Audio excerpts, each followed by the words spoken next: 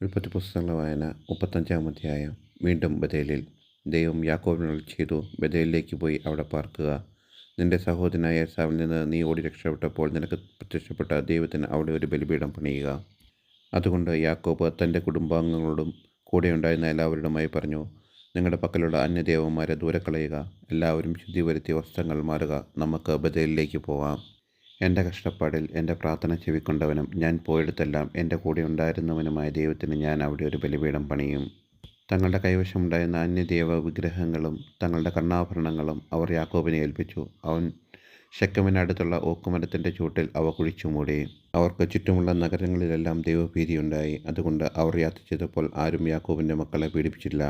യാക്കോബും കൂടെയുണ്ടായിരുന്നവരും കാനാൻ ദേശത്ത് ബഥേലിൽ, അതായത് ലൂസ് എന്ന സ്ഥലത്ത് എത്തിച്ചേർന്നു. അവിടെ അവൻ ഒരു ബലിപീഠം പണിയുകയും ആ സ്ഥലത്തിന് എൽ ബഥേൽ എന്ന് പേരിടുകയും ചെയ്തു. കാരണം സ്വന്തം സഹോദരനിൽ നിന്ന് ഒളിച്ചോടിയപ്പോൾ അവിടെ വെച്ചാണ് ദൈവം അവന് പ്രത്യക്ഷപ്പെട്ടത്. റെബേക്കായുടെ പരിചാരികയായ ദെബോറ മരണമടഞ്ഞു. ബഥേലിൻ്റെ താഴ്വരയിൽ ഒരു ഓക്കുമരത്തിൻ്റെ കീഴെ അവളെ അടക്കി.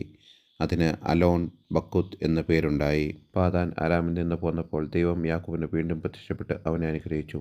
ദൈവം അവനോട് അരുൾ ചെയ്തു, യാക്കോബ് എന്നാണ് നിന്റെ പേര്.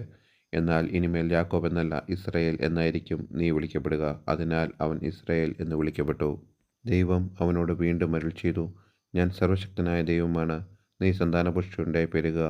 ജനതയും ജനതയുടെ ഗണങ്ങളും നിന്നിൽ നിന്ന് ഉത്ഭവിക്കും. രാജാക്കന്മാരിൽ നിന്ന് ജന്മമെടുക്കും. അബ്രാഹത്തിനും ഇസ്ഹാക്കിനും ഞാൻ നൽകിയ നാട് നിനക്കും നിന്റെ സന്താനപരമ്പരക്കും ഞാൻ നൽകും. അനന്തരം ദൈവം അവനെ വിട്ടുപോയി. അവിടുന്ന് തന്നോട് സംസാരിച്ച സ്ഥലത്ത് യാക്കോബ് കല്ലുകൊണ്ട് ഒരു സ്തംഭമുയർത്തി അതിന്മേൽ ഒരു പാനീയ ബലിയർപ്പിച്ച് എണ്ണ പകർന്നു.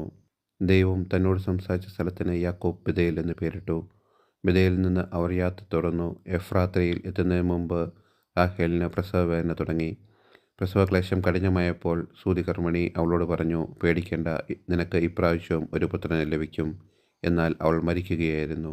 ജീവൻ വേർപ്പെടുന്ന സമയത്ത് അവൾ അവനെ ബെനോനി എന്ന് പേർ വിളിച്ചു. പക്ഷേ അവൻ്റെ പിതാവ് അവന് ബെഞ്ചമിൻ എന്നാണ് പേരിട്ടത്. റാഹേൽ മരിച്ചു. ബത്ലഹേം എന്നറിയപ്പെടുന്ന എഫ്രാത്തയിലേക്കുള്ള വഴിയിൽ അവളെ അടക്കി. ആ കല്ലറയിൽ യാക്കോബ് ഒരു സ്തംഭം നാട്ടി. ഇന്നും അത് റാഹേലിൻ്റെ കല്ലറയിൽ സ്തംഭമായി നിൽക്കുന്നു. ഇസ്രായേൽ യാത്ര തുടർന്ന് ഏദർ ഗോപുരത്തിനപ്പുറത്ത് കൂടാരമടിച്ചു. ഇസ്രായേൽ ആ നാട്ടിൽ പാർത്തിരുന്നപ്പോൾ റൂബൻ തൻ്റെ പിതാവിൻ്റെ ഉപനാരിയായ ബിൽഹായുമൊത്ത് ശയിച്ചു. ഇസ്രായേൽ അതറിയാനിടയായി. യാക്കോബിൻ്റെ പുത്രന്മാർ. യാക്കോബിന് 12 പുത്രന്മാരുണ്ടായിരുന്നു. ലയായുടെ പുത്രന്മാർ. യാക്കോബിൻ്റെ കടിഞ്ഞൂൽ പുത്രൻ റൂബൻ, ശിമിയോൻ, ലേവി, യൂദ, ഇസ്സാക്കർ, സെബുലൂൺ. റാഹേലിൻ്റെ പുത്രന്മാർ ജോസഫ്, ബെഞ്ചമിൻ. റാഹേലിൻ്റെ പരിചാരികയായ ബിൽഹായുടെ പുത്രന്മാർ ദാൻ, നഫ്താലി. ലയായുടെ പരിചാരികയായ സിൽഫായുടെ പുത്രന്മാർ ഗാദ്, ആഷർ. യാക്കോബിന് പാതാൻ അരാമിൽ വെച്ച് ജനിച്ച മക്കളാണ് ഇവർ. ഇസ്ഹാക്കിൻ്റെ മരണം. യാക്കോബ് ഹെബ്രോൺ എന്നറിയപ്പെടുന്ന കിരിയാത്ത് അർബായിലെ മാമ്രയിൽ തൻ്റെ പിതാവായ ഇസ്ഹാക്കിൻ്റെ അടുക്കിലേക്ക് പോയി. അബ്രാവും ഇസ്ഹാക്കും പാർത്തിരുന്നത് അവിടെയാണ്. ഇസ്ഹാക്കിൻ്റെ ആയുഷ്കാലം 180 വർഷമായിരുന്നു. ഇസ്ഹാക്ക് അന്ത്യശ്വാസം വലിച്ചു. വൃദ്ധനായ അവൻ തൻ്റെ ദിവസങ്ങൾ പൂർത്തിയായപ്പോൾ മരിച്ച് സ്വന്തം ജനത്തോട് ചേർന്നു.